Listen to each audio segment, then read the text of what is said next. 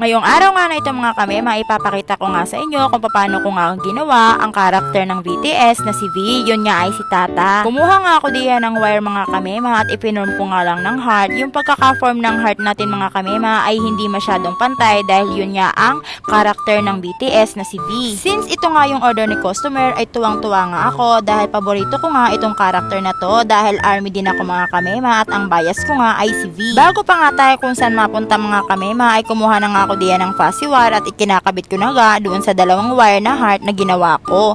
Pinapaikot-ikot ko nga lang dyan mga kamema para makabuo nga tayo ng parang heart sa gilid. Inuuna ko nga palang gawin diyan yung parang lining sa gilid para hindi ako mahirapan mamaya pagtatakpan ko na yung kabuuan.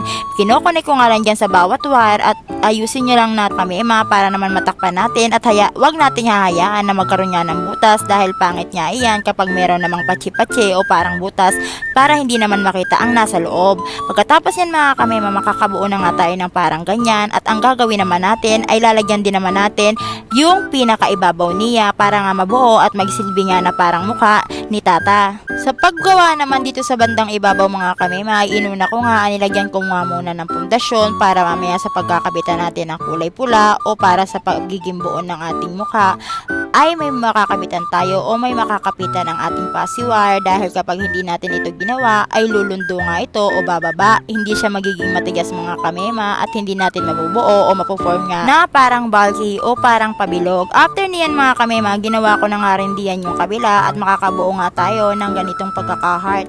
Pag nakabuo na nga tayo ng mukha ni Tata ay gagawa naman tayo ng parang form na parang tao. Natatawa nga ako diyan mga kamema dahil sabi ko nga ay parang tinutusok-tusok na budodal. Pero ang ginawa kong katawan diyan ni Tata mga kamema ay flower stem.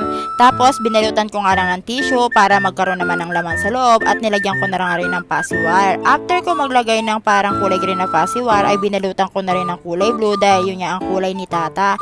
Pagkagawa ko nga ng katawan ni Tata ay gumawa rin naman ako ng parang polka dot na kulay dilaw dahil yun nga yung damit niya at ilalagay ko nga lang diyan isa-isa at didikit ko nga lang sa katawan ni Tata. Marami nga akong ginawang kulay dilaw na bilog dahil ilalagay nga natin sa buong katawan ng ating character. After nga niyan mga kami, maididikit ko na nga isa-isa. Pagkatapos niyan ay ito na nga ang kalalabasan. At kapag nabuo naman na natin ang puso at ang katawan, ang sinunod ko na nga ginawa diyan, yung bibig ni Tata, ang ginawa ko nga diyan ay nag-twist nga lang ako ng fuzzy wire at nilagay ko nga lang yan na parang pa-oblong. Syempre, hindi naman pwede na bibig nga lang ang ilalagay natin doon sa puso. Kailangan din naman natin ng mata, kaya nga kumuha na rin ako ng beads diyan na dalawa para nga sa magiging mata ng ating cartoon character at gumupit na rin ako ng kulay itim na ribbon para magsisilbing kilay nga ni Tata. Natatawa nga ako diyan mga kamima dahil sobrang kapal nga ng nagupit ko, kaya nga ang pagkakatingin ko sa ginagawa kong cartoon character ay chismosang kapitbahay.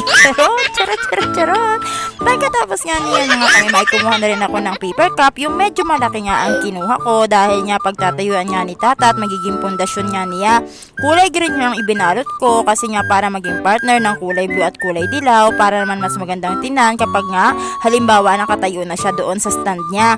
Yung paper cup nga mga kamima ay nilagyan ko nga ng tissue na magiging palaman para nga medyo mas mabigat. Nilagyan ko na nga lang ng stand yan na flower stem para naman mas matigas at maitutusok natin sa paper cup yung ating katawan ni Tata. After nga niyan, kailangan din naman nating takpan yung tissue dahil napakapangit namang tingnan kung hindi nga natin tatakpan ang mga sumpa.